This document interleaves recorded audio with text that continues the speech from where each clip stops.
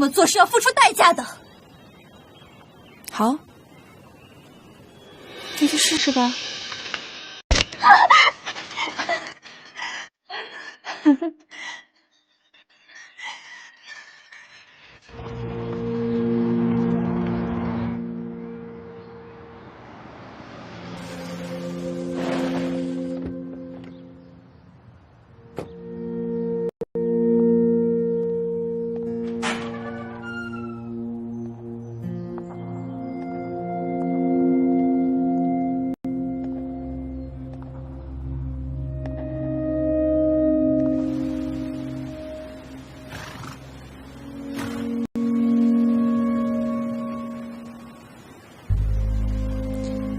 夫人最近过得怎么样啊？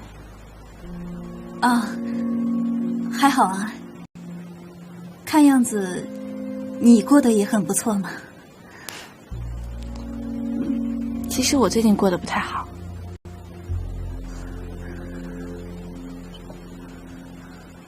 就在前2天吧，我从海边回来，开着李哲借我的车，结果你猜怎么着？我被抢劫了。啊，怎么会有这种事情？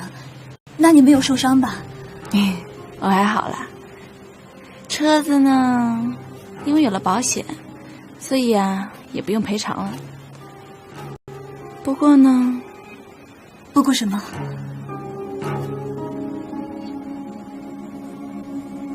不过呀，幸好我们没开我新买的法拉利，不然我得心疼死了。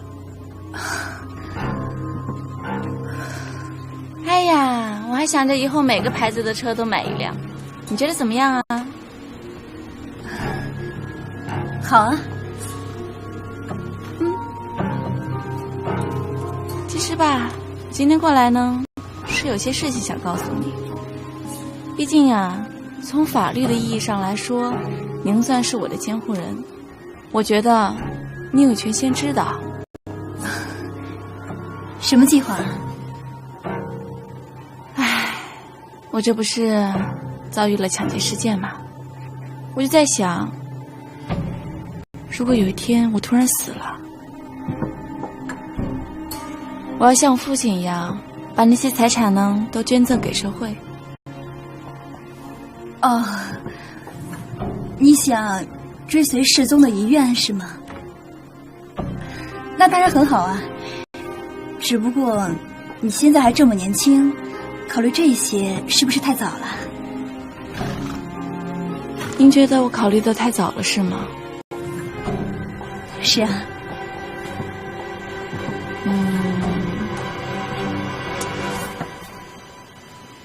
那我就再想想吧。对呀，你再考虑考虑吧，不着急的。今天天气不错，你愿意跟我去附近散散步吗？可以吗？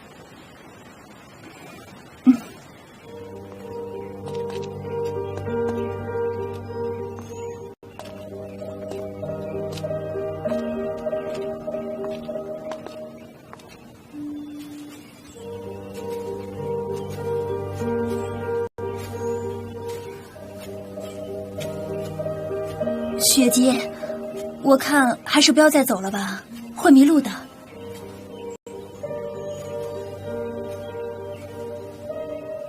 就那么想得到钱是吗？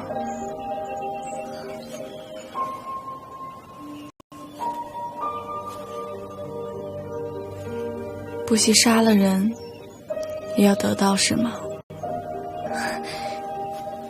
你说什么呢？我怎么听不懂啊？自己犯下的罪行，一句听不懂就能掩盖得了是吗？好歹我也是你的监护人，你这么跟我说话，是不是太不礼貌了？监护人，看你这样子，这10几年跟李世宗过得并不开心吧？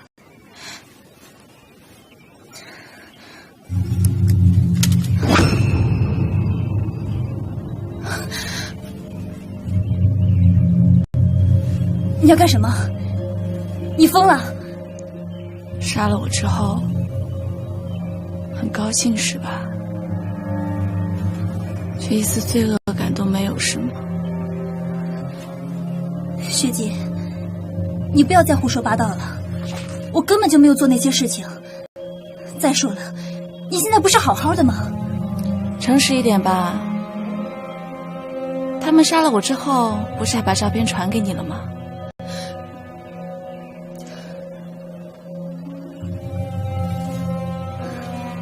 好，是我干的，那又怎么样？你知道我这10年是怎么过的吗？跟一个70多岁的老头子一起生活，每天有多少人在我背后指指点点？我忍，我一忍再忍，就是为了有一天能得到我想要的。我不想你有个好妈妈，一出生什么都有了。我想要的一切只能靠我自己啊！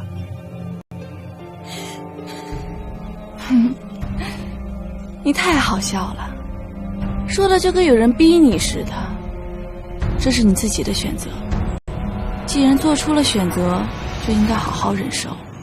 你别太得寸进尺了。雪姐，你要想清楚，你这么做是要付出代价的。好，那就试试吧。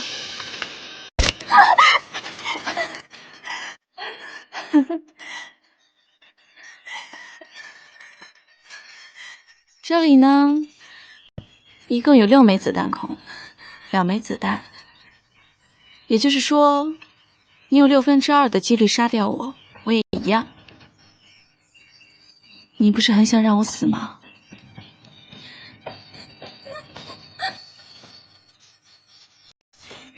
就看这一次，你有没有这个幸运，杀掉我，拿走我的财产。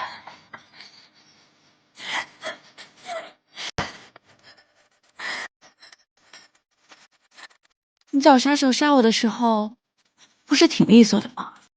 怎么现在害怕了？